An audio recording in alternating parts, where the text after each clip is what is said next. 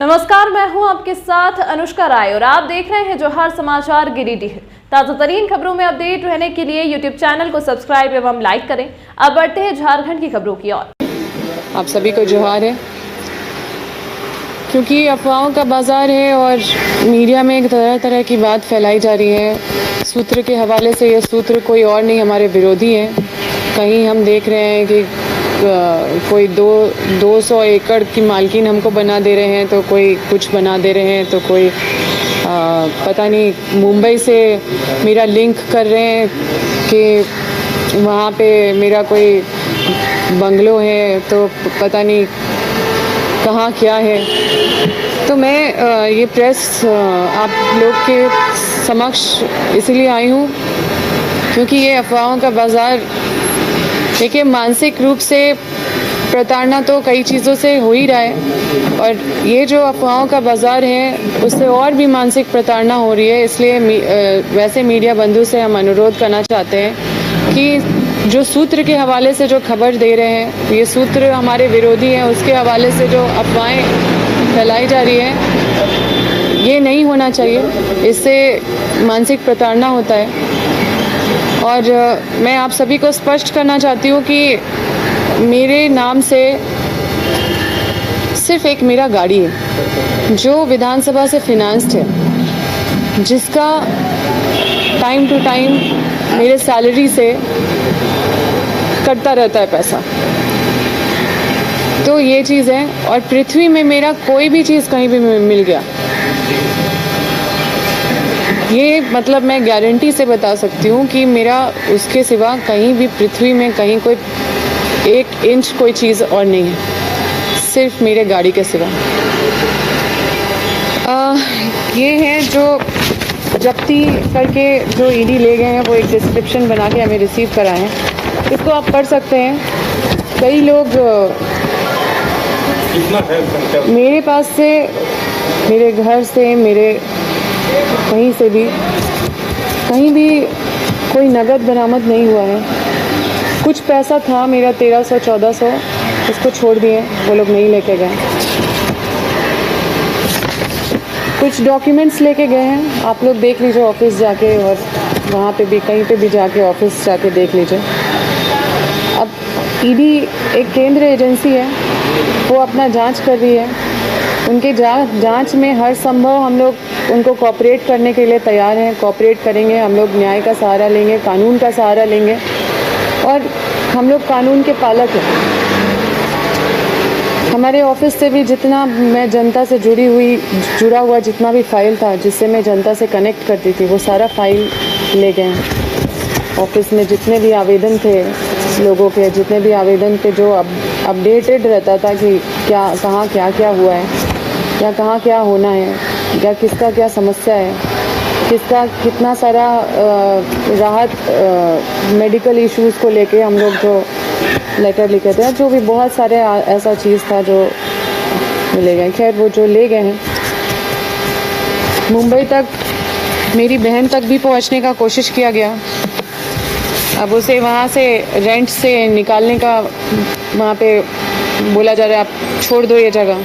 वो तो वहाँ पे रेंट में पीजी में रहती है, ग्रेजुएशन कर रही है, अपना पढ़ाई कर रही है, साथ में अपना कुछ स्टार्टअप देख रही है, और बहुत छोटी है, मेरे से 6-7 साल की छोटी है। तो वो भी रोते रोते कॉल की है। तो हम लोग मानसिक प्रताड़ना से ऑब्वियसली मतलब हम लोग गुजर रहे हैं। तो आप लोग से बस यही अनुरोध करेंगे कि किसी भी तरह का अफवाह ना उड़ाएं। आप हमसे जो भी मांगेंगे, जहाँ का भी सीज़र लिस्ट मांगेंगे, जहाँ का भी क्या क्या सीज़र किया है, हम आपको ये एविडेंट है, ये एविडेंस है, ये डॉक्यूमेंट हम शेयर करने के लिए तैयार हैं। इसका आप लोग पढ़ के आप लोग देख सकते हैं। लेकिन इसके अलावा हमारे घर से ना ही कोई वैसे संदिग्ध चीज़ कोई मिली है, ना ही कोई वैसा कोई कैश बरामद हुआ है। अफवाह ये भी उड़ाया जा रहा है कि सीईओ के साथ मेरा रिश्ता, जबकि हमने और मेरे पिताजी ने ये जो ज़मीन का ये जो ज़मीन विवाद वाला मामला में जो मुझे आप लोग कई लोग हाईलाइट किए थे कि ज़मीन हड़पने का मामला, उसमें ये सीईओ ने ही हम लोगों को फंसाने का काम किया एसडीओ के बोलने पे। और इस पे जब हम लोग सख्त हुए कि कहाँ पे हम लोग का इन्वॉल्वमेंट है, तब जाके ये लोग बैक फुट में आए। और आप लोग खुद जानते हैं कि एसडीओ इस जिला में किस तरह से काम कर रहे थे। वो यहाँ पे चीफ सेक्रेटरी थे, डीसी से भी ज़्यादा पावर रखने का उनका पावर था, और वो उनको संरक्षण उतना पूर्व के सीएस दिए थे। तो ये सारा चीज़ आप लोग भी जानते हैं, इसलिए मेरा नाम किसी भ्रष्ट ऑफिसर के साथ ना जोड़ें। हम हमेशा भ्रष्टाचार के खिलाफ हैं और हमेशा आवाज़ उठाते रहे हैं। जो भी जनता का काम अगर नहीं होता या जो भी होता तो उस पर हमेशा लड़ते रहे। इन सब चीज़ों को लेके हम सोचे कि आप लोगों को प्रेस कॉन्फ्रेंस करें और आप लोगों को स्पष्ट करें कि मेरे नाम से अगर कहीं भी पृथ्वी में कुछ और मिल जाए, मेरा गाड़ी छोड़ के, जो गाड़ी मेरे को फिनांस किया गया है विधानसभा से और उसका इंस्टॉलमेंट मेरे सैलरी से कटता है, उसके सिवा कुछ भी अगर मेरा पृथ्वी में मिल जाए तो आप मुझे गलत ठहरा सकते हैं। और ईडी जो भी डॉक्यूमेंट ले गई है उस पर हम लोग से जो भी पूछताछ करेगी, जहाँ भी जो संबंधित लोग हैं वो अपना जवाब देंगे। लेकिन मैं अपना चीज़ आप लोगों को स्पष्ट कर रही हूँ ताकि ये अफवाहों का बाज़ार उड़ा के, क्योंकि चुनाव आ रहा है, कई विरोधी लगे हुए हैं, आप लोग को भी मिसगाइड करेंगे, लेकिन आप लोग मिसगाइड मत होइएगा।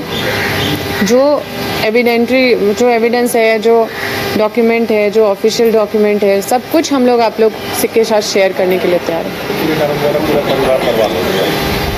जब से हम लोग राजनीतिक में आए, मेरा फैमिली बर्बाद हो गया, परेशान हो गए, राज्य बदल भी हो गए हम लोग। आगे आपका क्या फ्यूचर प्लान है इस घटनाक्रम के बाद? देखिए, इस घटना से तो बहुत आहत हैं। मेरी बहन भी काफ़ी रोते रोते फ़ोन की कि उसको भी काफ़ी परेशानी हुई। हम लोग किसी को संपर्क नहीं कर पा रहे हैं, सबके फ़ोन सीज़ कर लिए गए हैं, पूरे मेरे गांव से लेकर मेरी दादी से लेकर सब। तो निश्चित रूप से एक प्रताड़ना जब अपने ऊपर होता है तो सह लेते हैं। मेरे साथ जो करना है वो करे, हम सह लेंगे। लेकिन अगर मेरी माँ के साथ हो, अगर मेरी छोटी बहन के साथ हो, मेरी दादी के साथ हो, वैसे लोग के साथ हो जो सीधे साधे और मतलब जो इन सब चीज़ों से बहुत परेशान हो जाते हैं, बहुत विचलित हो जाते हैं, तो निश्चित रूप से इस चीज़ को एज ए चैलेंज स्वीकार भी कर रहे हैं। और देखिए, हमें लोगों ने यहाँ तक पहुँचाया है और हम बहुत संघर्ष करके यहाँ तक आए। बहुत आसान रास्ता नहीं था, बहुत सारे चुनौतियों को पार करके आए हैं। जब हम कुछ नहीं जानते थे, जब किताबों तक सीमित थे, तब हम सार्वजनिक जीवन में सीधा मतलब हमें एक्सपोज कर दिया गया। उस समय भी मेरे कोई गुरु नहीं थे, मेरे कोई राजनीतिक सलाहकार नहीं थे, कोई मेरा कोई गार्जियन नहीं थे, क्योंकि मेरा पूरा फैमिली जेल। और साल भर 3 साल तक 4 साल तक मेरे विधायक होने के बाद भी मेरा पूरे परिवार जेल में रहा। अभी हाल फिलहाल मेरे माता पिता निकले हैं। मैंने अपने सूझबूझ से पूरा अपना राजनीतिक शुरू किया। कोई मुझे बताने वाला, सिखाने वाला नहीं था। मुझे जो सही लगा, मैं अपना दिल साफ, मन साफ था, लोगों की सेवा में ही, मतलब जैसे जैसे लोग आए, जैसे जैसे लोगों का समस्या था, हम जैसे उसको डील कर सकते थे, जैसे उसको सॉल्व करने के लिए जिस तरह से बढ़ सकते थे, वैसे हम बढ़े। बहुत कुछ सीखे हैं, बहुत कुछ इन चुनौतियों ने बहुत कुछ सिखाया है, मजबूत बनाए हैं। कैसे अपने इमोशंस को हैंडल करना है, ये सीखा है हमने आगे। और ये भी अनुभव किया है कि राजनीतिक बिल्कुल कठिन चीज़ है आज के दौर पे। और अगर आप एक संघर्षशील नेता हैं और आप जनता की लड़ाई लड़ते हैं, तो आपको ख़त्म करने के लिए पूरा सिस्टम लग जाता है ऐसे दौर पे। तो ये एक अलग विषय है। और अब हम लोग इस जांच में पूरा सहयोग करेंगे, केंद्रीय एजेंसी है। बाकी आगे क्या होगा वो राम भगवान जानते हैं। निगम पर आरोप लग रहा है कि बालू और जमीन आपको बड़का गाँव के इशारे पे करता है। देखिए, एक बात स्पष्ट है, मेरे क्षेत्र में बालू है, मेरे क्षेत्र में कोयला है, मेरे क्षेत्र में और क्या बोले आप, ज़मीन। देखिए, मेरे क्षेत्र में क्योंकि वहाँ पे अवेलेबल है, लोग बालू ज़रूर उठाते हैं, कोयला उठाते हैं, सब अपना व्यापारी करते हैं, ये करते हैं। हम लोग का डायरेक्ट कोई इन्वॉल्वमेंट नहीं है किसी भी चीज़ से। भले हमारा जैसे लोग अगर साइकिल से पकड़े जाते हैं, कहीं कोयला लेके जाते हैं या मोटरसाइकिल से पकड़े जाते हैं, तो हमें ज़रूर फ़ोन करते हैं या हमारा नाम ले लेते हैं कि हम लोग विधायक जी का आदमी है। तो हम लोग संरक्षण देने का काम करते हैं वैसे गरीब लोग को, क्योंकि हम लोग किसी का कंप्लेन नहीं करते हैं। ये आरोप ज़रूर लगता है कि मतलब वहाँ पे ये हो रहा है, वो हो रहा है, लेकिन जो बड़े बड़े उद्योगपति लोग हैं, जो बड़ी मछली है, उसके खिलाफ ज़रूर आवाज़ उठाते हैं। जो छोटी छोटी मछली है, वो मुझे लगता है कि उनका अधिकार है क्षेत्र में, क्योंकि क्षेत्र है उनका, उनके घर में अगर कोयला हो रहा है तो उनका अधिकार है कि वो बगल से जलावन उठा के ले जा सकते हैं। तो इन सब चीज़ों पे हम किसी का पेट पे लात मारने का काम नहीं करते हैं। और इस वजह से भी, क्योंकि काफ़ी लोग का रोज़ी रोटी इसी सब चीज़ से जुड़ा हुआ है, तो लोग को कुछ बोलना रहता है तो हमारा नाम ले लेते हैं उस चीज़ में।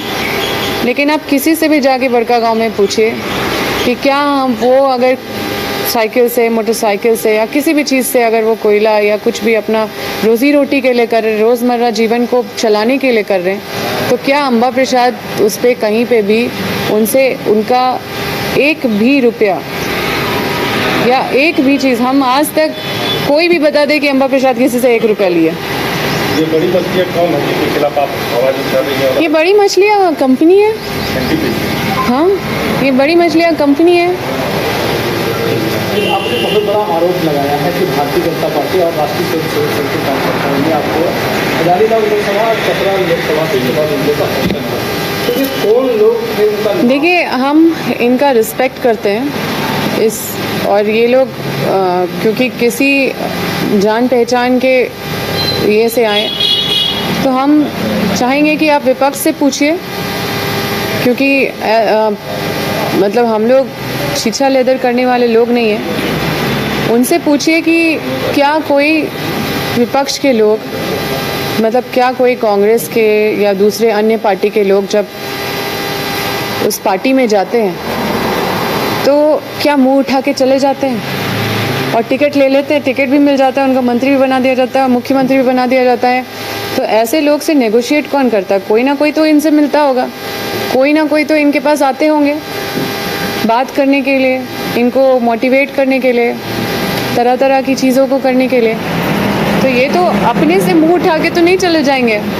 और इतने 100 से ज़्यादा लोग जो अन्य पार्टी से, कांग्रेस पार्टी से, अन्य पार्टी से जो उस ओर गए हैं और सीधा उनको टिकट मिला है, सीधा वो मंत्री, मुख्यमंत्री जो भी बने हैं, ये यूं ही नहीं बन जाते हैं। कि आप लोग भी उतने भोले नहीं हैं। मैडम, तो ask them to expose those people, उन लोगों को सामने करिए, ये वही लोग में से है। आज के पेपर में जो आया है, आप इनके बोले कि That's what I'm telling. That people from Congress or people from the other parties also, if you see them joining that party and straight away joining and taking ticket and